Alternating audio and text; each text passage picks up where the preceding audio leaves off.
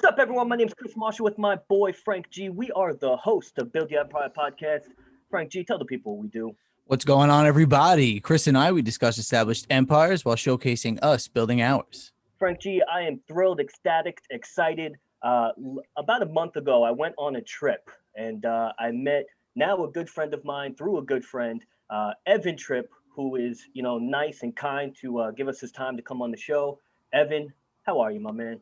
Living and loving, guys. Happy to be here. Thank you for having me. Of course, we definitely appreciate you. And to quickly give context to our listeners, Evan pretty much lived the corporate life, from what I understand, jump shift, became an entrepreneur, created his own product. Flik.me is where you can get the product. Before we get into what it is, I just recommend you go on the website and just see it. You're going to certainly laugh. Now, Evan, why don't you give us a little origin story of yourself, how you came to be? Give us a little bit of your backstory.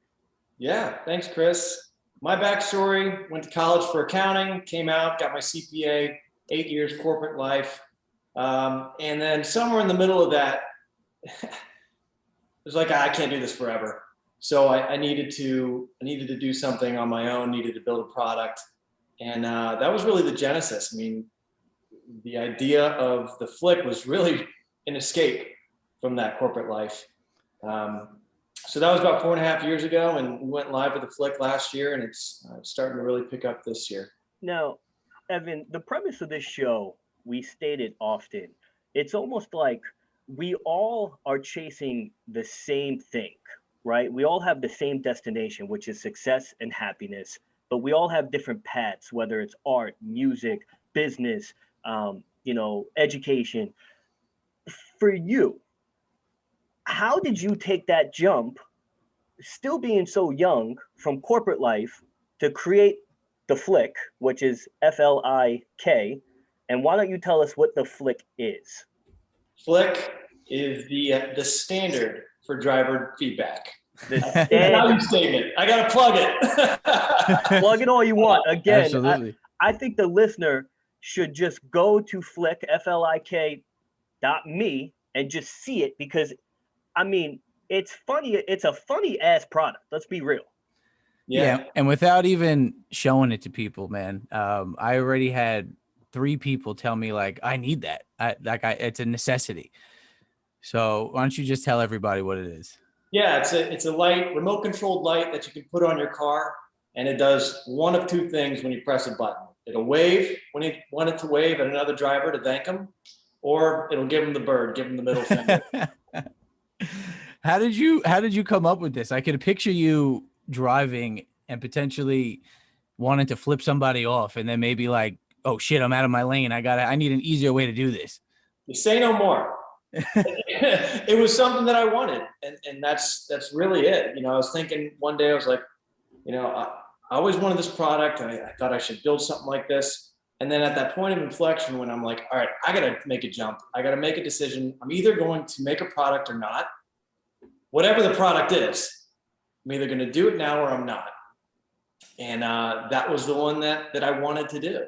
So I just went for it. So you create this product, and there's so many questions just about the product in itself. But how did you learn all the back-end systems and processes to actually execute? Because, everybody listening, majority, and 95% don't execute. They fantasize and they just don't execute. So what pushed you over that edge? Long story, but the answer is there's really only one answer. I didn't know anybody. I didn't know anything. It's a matter of just doing it and running against the wall until you get burst through it. We hear all these terms, like motivational quotes. It's all true, right? Mm. You just got to keep pushing. Persistence, and I'd say determination is, you just got to keep going, man. The education is also in the process. You don't know at all when you begin. You begin to learn. Education, connections, who you know, and what they can do. That is absolutely huge. So I believe we spoke about that recently, Frank and I. Do you really think connections have a huge, pivotal, vital point in really excelling? You don't think you could do it self-made, the internet, social media, e-commerce? I think I didn't have any connections at first. Mm-hmm. You find them along the way. Like, I can't do product design. I can't do a 3D design of the PCB board and all the components of the Flik. I can't design for manufacturing. Yeah, that makes sense. I was going to ask you if you engineered this or you had to find a connection out there. I made a few versions in my kitchen in Brooklyn. And then I kind of called it. I was like, you know what? This is going nowhere. I got to hire somebody. And that was the inflection point for like, hey, I got to put some money on the line to make this thing legit, or else it's not going to work. 100%. Now, when you outsourced, did you go to, third-party platforms like Fiverr, Upwork, or did you go to networking events? How'd you get your people? All right. So Fiverr, Upwork, they're fabulous. I don't really go to them for the product related stuff. Not to say that you can't find good people there. I ended up sending mass emails to design shops in New York. Just Google who designs products. I don't know. Mm. And then I emailed probably 10 of them. 2 of them got back. One of them, knew somebody who could help me. And that's how I found my engineer. Isn't it so simple? You just have to send 10 emails. You get, replied back from 3 of them, and 1 of them helped you out. Yeah. Yeah. And people are happy to help. That's another thing in this industry, or, when you're starting things, other creators, other people who are looking to grow their network and have fun with new ideas. Everybody's always willing to help. A lot of people are. Which is why I believe you're on the show, and which is why I guess we have a show, because we're similar mind states and creators in that aspect. Yeah, because I mean, what is knowledge, right? Unless you're gonna share it, teach it, and kind of work with other people. I am curious. So since you said you had to Google all this, you had no connections. Is this your first entrepreneurship thing you jumped towards, or have you done things in the past? I tried doing a online application, like a business application. That's a tough business. What's that, Chris? That's a tough business, Evan. Yeah. Yeah. Oh yeah, it's deep. It's a mile deep. But yeah, no, that didn't work out. It was a matter of, I'll just say this very simply and politically. It worked out for me to pay people to get the product, for them to build the product, as opposed to trying to find a partner where hopefully they're as motivated as I am, and our skills can complement each other appropriately. That was a challenge for me. Now, I got a question for you, because, obviously I went through your social media, and I mean, again, your social media handle is Flik, FLIK.me. And, I watched some of your videos, and they were entertaining. And at the same time, there was salesmanship to it. It was almost like an infomercial, right? Was that natural to you? Did you study that? Did you have an idea on how to sell in that format? Like, do you see what I'm saying? Because it was great to see. Thank you for saying that. It's fun. It's a fun product. I want to have fun with it. My goal, first and foremost, with all social, and maybe this is wrong, I'm all still learning, right? Is I create a product, and my number one goal is for the product to work. High quality, high consistency, and that's my number one goal. So what I try to do with the videos is maybe not be as goofy, but to have fun with relaying value behind the status of the product. And educate. Exactly, to educate. Yeah, so the salesmanship, I think, is, I'm either going to sell this thing or I'm not, and so I think it is important to relay my excitement about the product, why I think it's valuable, fun, funny, and all those things. So what blew this product up for you? How do you get this out there? 2 things really did well. Amazon. So I sell on 2 platforms, Amazon and Shopify. Okay. Shopify is my website, Flik.me. On Amazon, once you break a certain amount of reviews and you're a 5-star product, people buy it. The algorithms push you up. They push you up. And people your conversion goes up because when people see 5 stars, they buy. I became Amazon's choice. I became one of the top ranked products in the category. That's huge. What category would that be? It's under electronics. I'm creeping up on electronics. I'm not even in stock yet. I'm sorry, I'm bragging, but it's super fun to watch.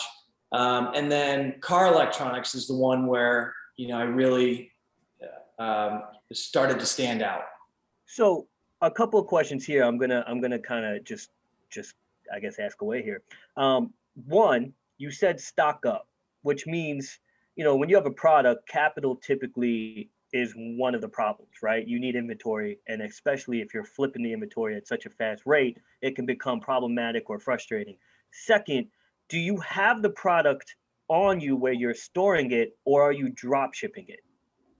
Great questions. All right, first question, how do you manage inventory? When you're starting a consumer product or a good, right? You got to buy inventory if you're going to sell it, or you do pre-sales. So what I did, I bootstrapped everything. I would buy limited inventory, whatever I could afford, sell through it, and then, as close to the end of that as I could, ramp up and buy the next batch of inventory. What ended up happening was Amazon, that was sort of chugging along and it was consistent sales. TikTok happened. TikTok, the algorithm there got a hold of it, and it really blew up. Now, what's the time frame of this? A year ago? This is January. So yeah. 6 months ago. Yeah. So this was late January. And before, I'd say the holiday season, if you're a seller on Amazon, do not underestimate the power of the holiday season. It's huge. That's a great gift. Yeah. Oh yeah. It's all. Yeah. True. Thank you. But then TikTok happened late January, and then now to your question, Chris, I immediately sold out of inventory. Whatever was on Amazon is gone, and you cannot do pre-orders on Amazon. So if you're going to do pre-orders, that's why I recommend having both Amazon and Shopify for a lot of reasons. But one of them is so you can take pre-orders on your Shopify website, which is investment. It's getting capital to fund your next purchase. And it helps you gauge, you already know the answer in terms of, or a large part of the answer, in terms of how much you're moving. How much you're going to sell. Exactly right. So that actually was the tipping point to help get me to scale. Really took the Flik to the next level, because I had a lot of purchases in January, February, March. And that made buying inventory a lot easier. As in, you knew it was going to be flipped. I knew there was demand. But obviously, I'm making some margin on the product. So if I sell, and it's just an example, if I sell 1 Flik, maybe I can buy 1.5 more Fliks, right? Everything got reinvested, and ultimately get to a point where this is how much we're going to sell on a monthly basis, and you can start realizing some profit. That's awesome. I see you're very passionate about it. That's great. Obviously, when you have your own product, you need to believe in it. And I know you said earlier you worked corporate for 8 years. Is that something you ever think about miss at all? No, not at all. Evan, corporate sucks. it sucks. But I think to our listeners, a lot of our listeners, they want to be entrepreneurs or create something or find a passion and move forward with it. We can't underestimate how working a 9 to 5 gives you the cash flow to then invest in your dreams. And that's an important piece of information that the listeners need to understand. So true, Chris. Absolutely true. If you don't have free money, you got to make the money to make the dream. And people think, oh, I'm going to get investors. Well, an investor is almost worse than having a boss. Yeah. You got to make him money. That's right. So, you certainly, I feel like, living the dream that we want, at least. But I also have to ask you this. One, how did you come across the price point? Have you played around with it? Second, are you worried that sales could potentially decline if, the virality of it could decline? Do you like, do you have an insight on your future sales? Do you do any advertising that draws Yeah. sales? Yeah, great questions. So the first question, remind me.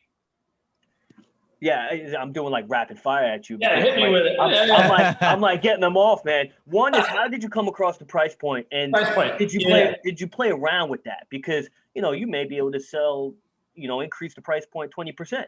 Yeah. So early on, I listed it for less. I don't want to get into specifics, but I will Of say course, that, you don't have to.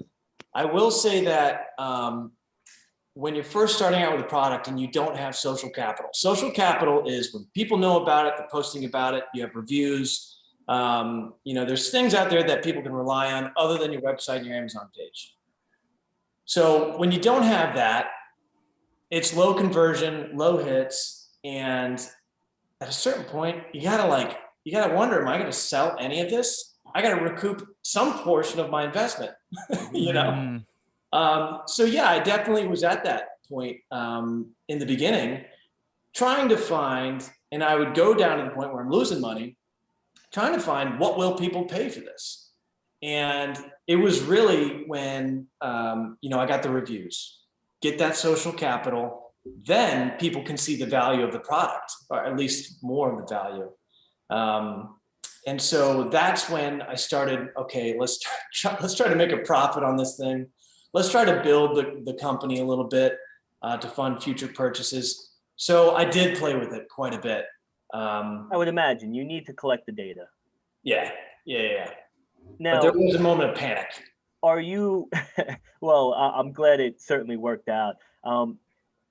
How do you foreshadow your sales if a lot of your sales is coming from the viral content? Yeah.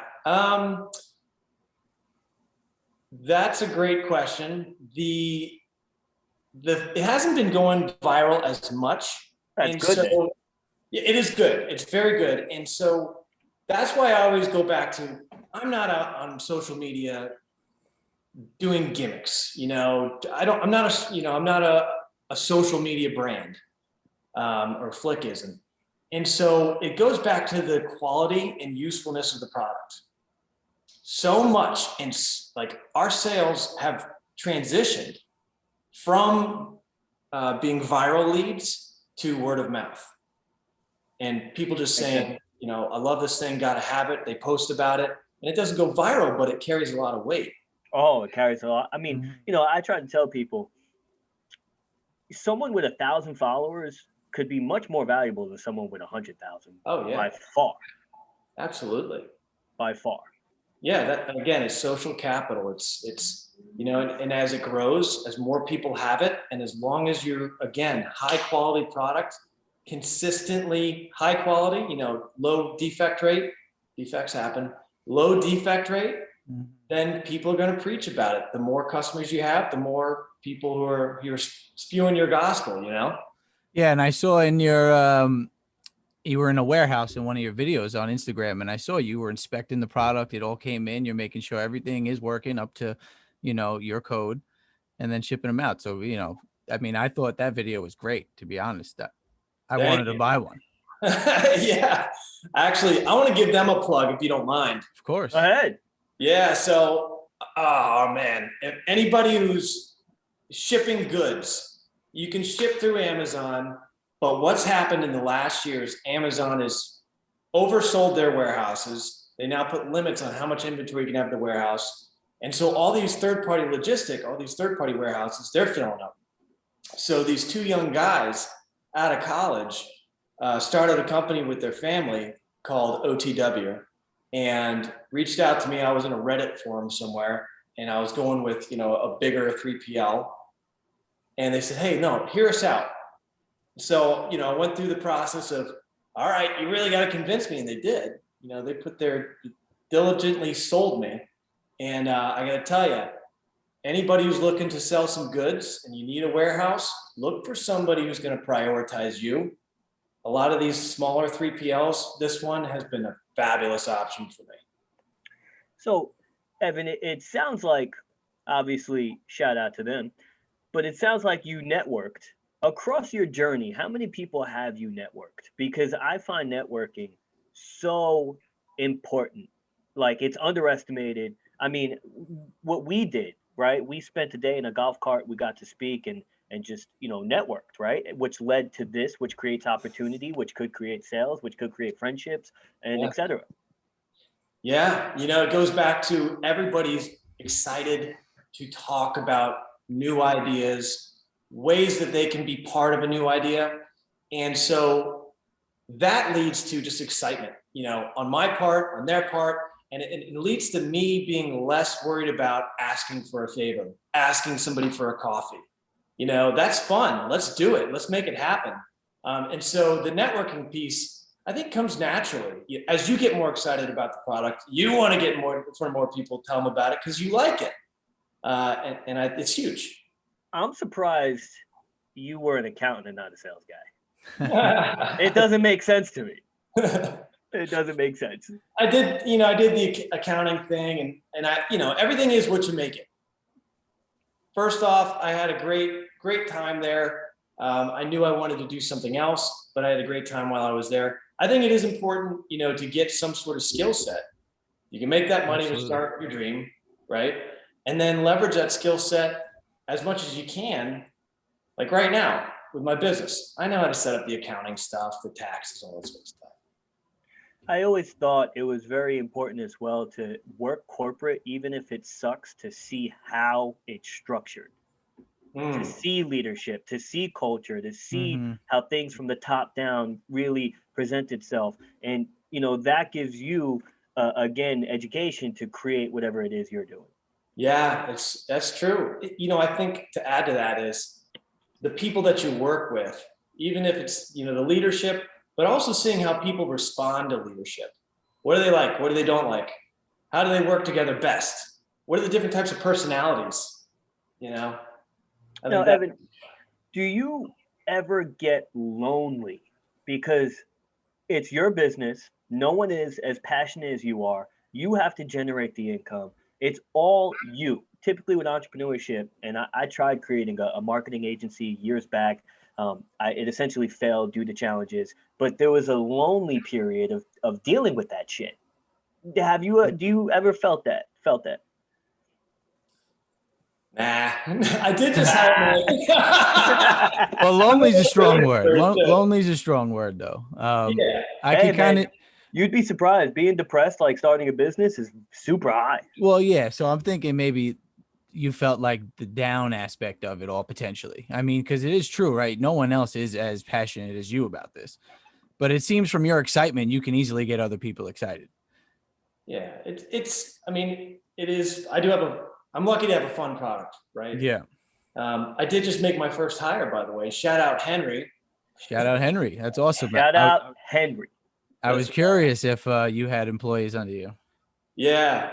It's the other piece of running Shopify is you have to manage. You have to manage the website. You got to build the brand, whether it's website, social media, and there's a lot that goes into that. Which direction? Why? How much data do you have? And then there's also, the customer side of that, which at a certain volume, I just cannot do myself. So I always thought of, part of the formula for sustained success is building brand, which you are doing, right? I mean, we're wearing hats about it. So, a lot of people who have these products on Amazon and Shopify, they may be flying off the shelves, but if they don't build brands, eventually, that could cap. Guys, it's the modern question of consumer products. Are we going to sell on Amazon, the biggest marketplace in the world? Or are we going to try to create a brand on shop or on an e-commerce website where you can just go to Flik, FLIK.me. That was an easy plug-in. Yeah, love it. So these Amazon shops are getting bought up too. 4 to 6 times whatever EBITDA number or whatever it is. And you can register a brand on Amazon, and that's becoming a very good business model. People are looking to, for an exit strategy. I do think it's important, at least for me. The other piece of having a website is you can have a customer list. With Amazon, you cannot get your customers' emails. Oh, I didn't even think of that. That is very important. Huge. Especially if you come out with a new product and you have an email, an email list and shoot that out and boom, you have, 100 inbound sales right off the bat. Yep, absolutely right. This isn't like clothing. You can get one and done, or you have it in your car and you get it for your other car. So I am looking at, options for a different product, which we don't need to get too much into in terms of what it is. We don't have to. But that's why you need a customer list. To your point, Chris. I tell you, Evan, I told Frank G this. I got to ask you something. Hit me. What? I mean, I find it absolutely hilarious that you could smack the shit out of a golf ball 200 yards and you hate golf. So I got to ask, I mean, how the hell did you manage that? Oh man, we were golfing. I listened to the rough and raspy. Oh, that's awesome. You Evan, remembers the let name me tell too. you. Yeah. So, the way we do our shows is, a lot of times we have guests and we can format the show professionally and, have a good time. You can probably notice this show is completely different than that type of show. Yeah, man, it's diverse. You got to keep it real. It's okay. That's it. You got to keep it real. You literally, you understood that. So, our fans, some of us love when it's just me and Frank G talk and, we get into, details like that episode. And then other listeners love shows like when we have guests like you and provide value and knowledge. Well, I hope I brought a little bit of that. I tell you, that is funny that you listened to that episode. Yeah. Well, that's the episode that you guys were in Arizona. Yeah, we came back. I had no voice. No cell phones. Hey. I think, hey. It sounds like a dig. Yeah, if we're going back over there, I'm still against that. You should trust the individual enough not to do anything stupid with the content in which is consumed or recorded. It's a controversial topic. Controversial for sure.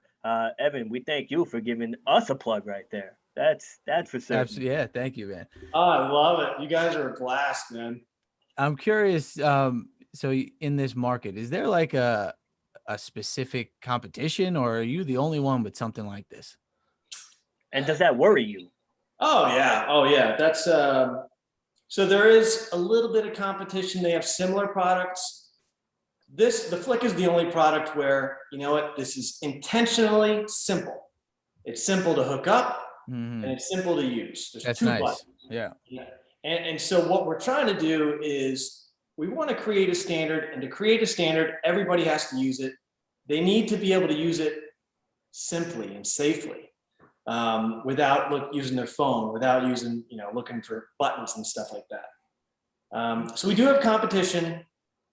We are looking at ways to box people out, if you will, from competitors, Does any of your competition fuck with you on Amazon? Leave negative reviews, buy the product, seek it out? Because I know that happens in the game. Yeah. From that smile, it looks like yes. Yeah, he's like, I get it. No, right? I mean, you're going to get bad reviews. And I think, of all the bad reviews I have, none of them are verified purchases. Not to say that they didn't buy the website and go on. So you got to roll with it. On Amazon, you can't really get reviews removed, and you cannot respond to reviews on Amazon anymore. Oh, that sucks. Yeah, and you can't explicitly ask people for reviews. No, they have to buy the product, I believe. They got to buy it. I think it all goes back to quality of the product. If you have a unique product, people enjoy using it, they're going to give you good reviews. I know that sounds cliche and boring. No, it is what it is. It's true. Well, because how are you going to get more negative reviews when you have a fun working product? So that makes sense. That's it. And it just takes some reviews. I mean, you said you went viral on TikTok. I assume this is people using the product and like laughing about it. And it just catches people's eyes. Yeah. Well, it's we have competitors, but nobody's done it well. And I would say the irony of your product is that even if you use it in animosity and vain, it'll still catch the laugh. Yeah. Yeah, there's a good chance of that. I'll tell you, I think the biggest value is sure, it's laugh. And if you use it in your bad mood, you're going to lighten right up. Your bad mood goes away. But what about the person that you're flicking off or waving to? Road rage is a completely untouched subject. We get our driver's license, maybe we get pulled over by a cop. Nobody's giving you any feedback. And I don't think bad feedback is a bad thing. I think it can be a good thing. But I got to tell you, I think feedback is important, number one. But then number two, the feedback that we have without the flick is stomping on your brakes, throwing stuff out the window, shaking your head. It's emotional.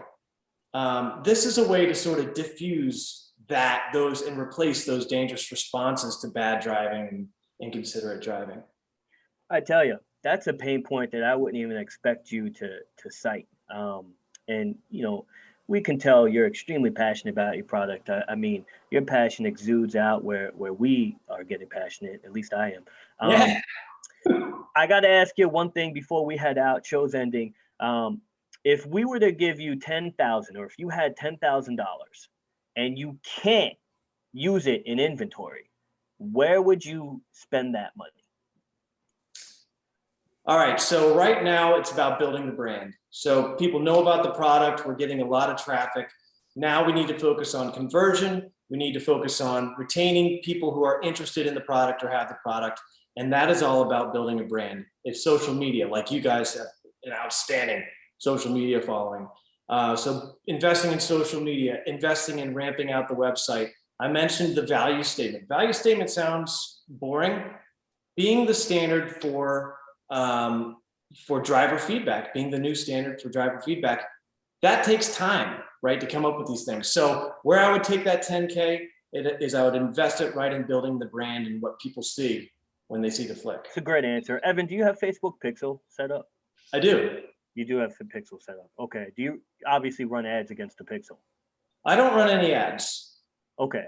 You know that, well, obviously you know what the Pixel is if you have it set up, but you should be running ads against that Pixel, man.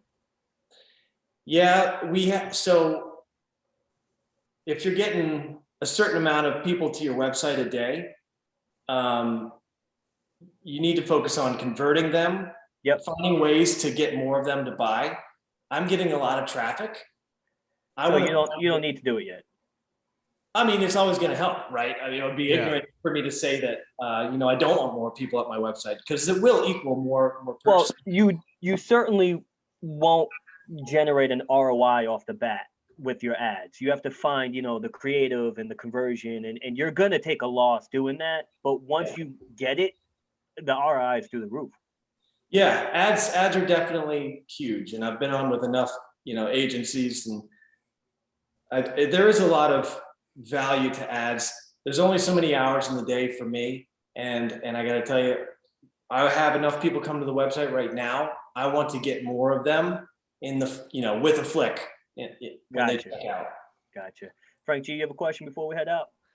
I mean, I have the famous, the last question. I know you started out, you said you didn't have any connections. You kind of just went for it. So if you had one piece of advice for someone just starting out, what would it be? Again, back to the cliche quotes, but I have one word. It's determination. When you say you're going to do it, do it. It's on you. You're either going to do it or you're not. There's going to be a ton of issues. You're going to lose a ton of money, but you're either going to do it or you're not. So you got to be consistent, persistent over the roadblocks. That's it. Just keep your head down, and there's going to be haters. Don't worry about it. Keep churning those legs. Evan, you're an absolute trip, my friend. I can't thank you enough for hopping on the show. For those who aren't listening or didn't make it to the end here, obviously we'll flick you guys off. But if you are listening and you made it to the end, please check out his product, Flik, FLIK.me. You can also go on Amazon. Just type in Flik. It should pop up. Right, Evan? That's right. Absolutely. Thank you, Frank, and thank you, Chris, so much. Hey, man, we salute you. We can't thank you enough. We out. Peace.